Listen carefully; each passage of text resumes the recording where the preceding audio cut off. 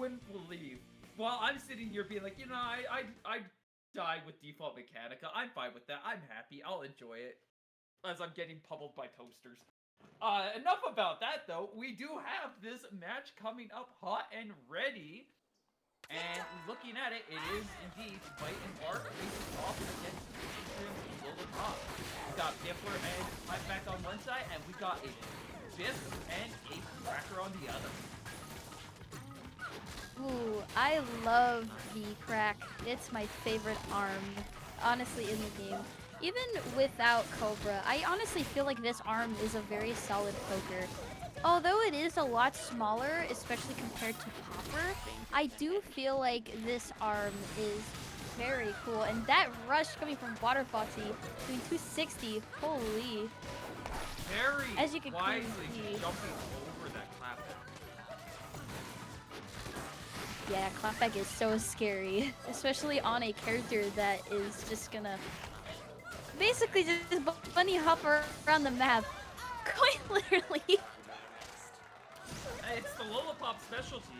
She is the most defensive character in the game, outside of Dr. Coil, and that, again, excluding Dr. Coil, she is the only character that has the ability to shield whenever she wants. Ooh, yep. You are so right. Everybody else, they can't shield while in the air. Lilipop, she can pop a shield in the air, she can pop on the ground, she can walk with her shield.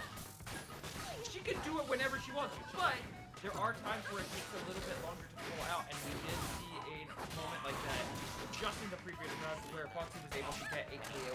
That took a while. We're pretty close to another win for Foxy here as Natrium is trying to get this Clapback Dippler to work, but I feel like this loadout change is not working out in Natrium's favor. Yeah, you could clearly see Natrium, he really wanted to give a lot of pressure with the Clapback, especially when Foxy was in that corner just for a little bit there. But unfortunately, WaterFoxy was able to slither around that Clapback and take out Natrium 2-0, making him having the first point.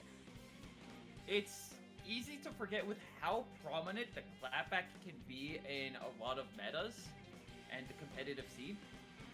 How difficult it actually is to use the Clapback if you're not Kid Cobra. I mean, even on Kid Cobra, it still can be a little difficult.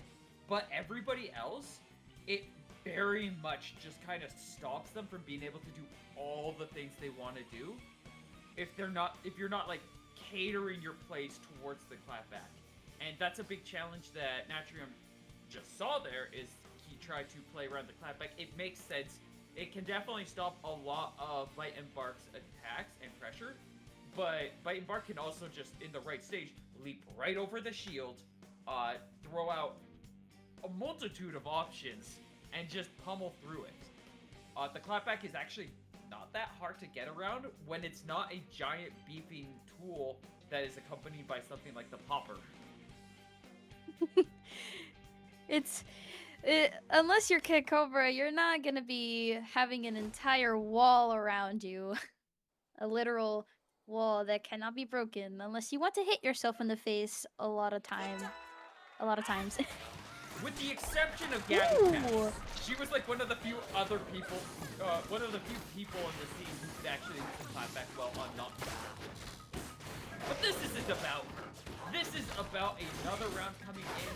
We've got the Clapback coming in once again, and it's already looking like Foxy just knows how to respond to the Clapback, is playing carefully, playing patiently, even weaving that bump around the Clapback to get a really quick hit, and deny that Clapback setup for 265 damage. Yeah, Foxy is doing a really good job at avoiding to hit that Clapback. And ooh, that nice and clean grab. That was super duper clean coming from Foxy at the very end of the round. That's very clean. I love that Bark poses for the grab. He's such a good boy. He is indeed a very good boy. We love Bark in this house. You really do. Now, what I'm not liking or not necessarily loving. It's definitely good. I applaud the effort. I feel like this clapback is really hurting Natrium being so hard into. Like, it is definitely a very strong item, but the fun shot or just going for another Biffler would help so much more with just the tempo and pressure. That clapback is such a slow weapon, and we're watching a slow weapon just kind of get, like, out-zoned. Just outplaced, and, like, Foxy is just making short work of it. Well, it's a defensive weapon, I say, but it's kind of more mid to fast paced. You have to know how to pressure with it. Yes, indeed. And honestly, that perfect is a very solid close, I believe, to this match. Honestly, it's especially with clapback, like you were saying earlier with the Biffler. Biffler, I feel, should be out more. It should be the main poker with the set, especially. Because with Clapback Cobra, especially, you see a lot more poking with the Popper or Cracker if you are comfortable with that one. So yeah,